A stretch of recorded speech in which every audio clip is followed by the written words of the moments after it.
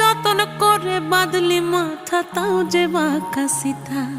মেদিনীপুরে রায়না চিরন বাঁকুড়ার ওই ফিতা, আর যতন করে বাঁধলি মাথা তাও যে বাঁকা সিথা।